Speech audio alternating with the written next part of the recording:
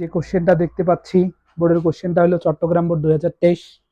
তো চট্টগ্রাম বোর্ড 2023-এ এইখানে এই যে একটা বস্তু দেওয়া আছে, যে বস্তুটা হলো পি, এইখানে আর একটা রাবার দেওয়া আছে, সেটা হলো কিউ, এটা হলো আর। ঠিক আছে, তো প্রথম কোশ্চেন বলা হয়েছে কিউ এর নিচে আর বস্তুকে ঝুলিয়ে রাবারের বিকৃতি নির্ণয় করো।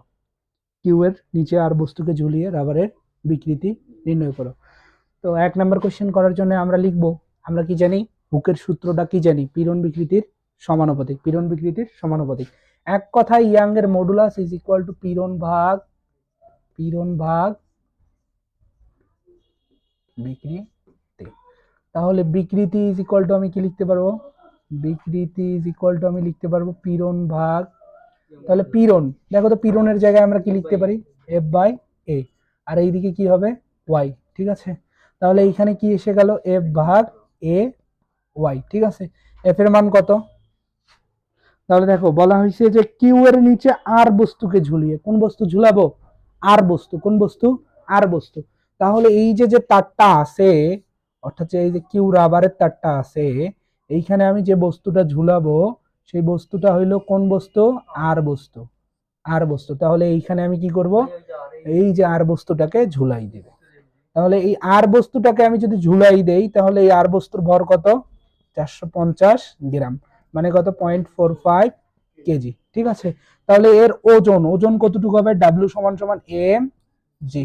তাহলে এম এর মান কত, 0.45, জি এর মান 9.8, তাহলে কত আসতেছে 4.41 নিউটন। তাহলে নিচের দিকে বল কত, 4.41 নিউটন। ঠিক আছে, তাহলে লিখলাম 4.41। আবার এটা এটা হইলো কি, এই তারের ক্ষেত্রফল, তারের ক্ষেত্রফলটা কত দেয়া আছে, বা এই রাবারের ক্ষেত্রফলটা দেয়া আছে 2 সেন্টিমিটার স্কয়ার, তাই তো।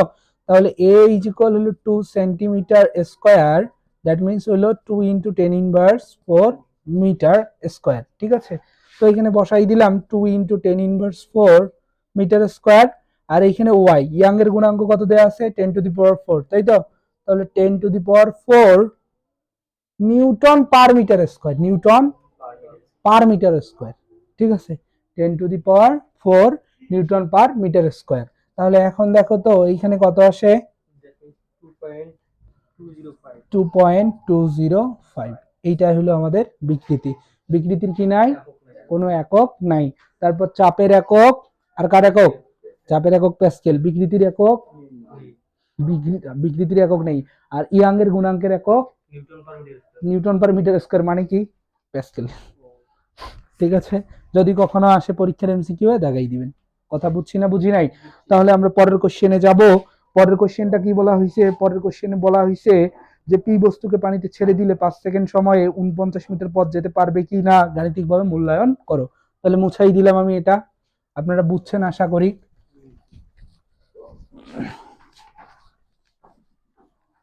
তারপর পরের কোশ্চেনে বলা হয়েছে বিকৃতির প্রকৃত সূত্র।